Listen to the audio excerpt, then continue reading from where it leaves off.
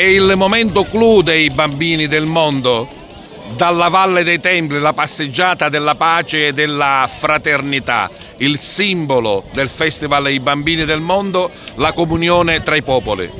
Sì, questa è una passeggiata che vogliamo sempre che cresca sempre di più. Quest'anno, oltre ai gruppi stranieri, ai gruppi locali, abbiamo più di 600 bambini provenienti da scuole della provincia. Siamo davvero felici. Fortunatamente anche il meteo ci accompagna e vogliamo mandare da qui, dal Tempio della Concordia, un grande messaggio di pace e di fratellanza per i popoli. Che 21esima edizione del Festival dei Bambini del Mondo è stata? Una grandissima edizione, abbiamo avuto un grande successo di pubblico, tutti gli spettacoli sono stati sold out, un grande successo da parte della critica e del pubblico che ha veramente apprezzato questi bambini che provenienti da nove nazioni, che hanno regalato gioie e sorrisi a questa città. Un momento particolare che tu così ricordi magari con più attenzione?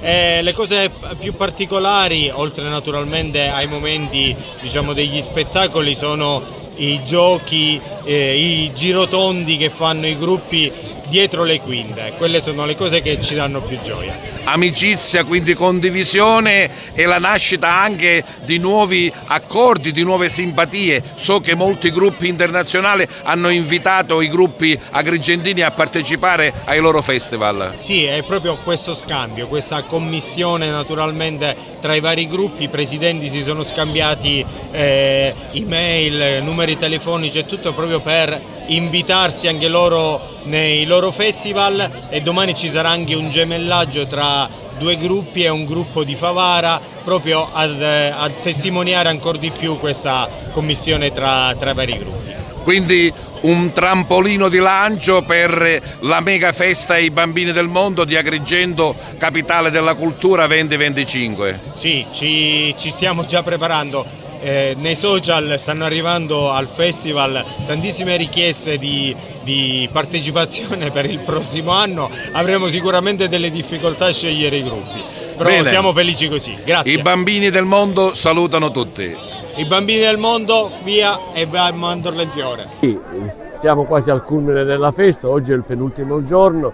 Importante questo messaggio che oggi parte da qui, dalla Valle dei Templi, è la passeggiata della pace, della fratellanza e dell'amicizia. I primi attori sono i bambini, ci sono tantissime scuole. Mi ha colpito la scuola L'Acquasino, dove i bambini sono vestiti con dei costumi che rappresentano i 4 elementi di Empero, aria, acqua, terra e fuoco. Questo è significativo.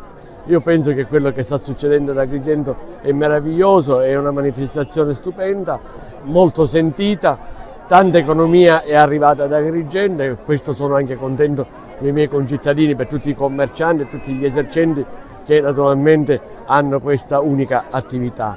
Che dire, Agrigento è al centro del mondo, lo rappresentiamo proprio con tutti i gruppi folcloristici che vengono da tutte le parti del mondo. Domani io invito la cittadinanza domani qui prima alla sfilata in città e poi qui al Tempio della Concordia per i balli finali e poi per le premiazioni. Come detto, la festa volge al termine, tracciamo un primo consuntivo, Sindaco. Ma per ora il primo consuntivo può essere solo ed esclusivamente positivo, ma non tanto perché lo dico io, ma tanto per l'entusiasmo della gente, per le telefonate che mi arrivano, per i messaggi che mi arrivano, per i commenti anche sui social, anche iconograficamente è suggestivo quello che si vede e quello che viene pubblicato. Ripeto, siamo in un posto meraviglioso, Agrigento se lo merita.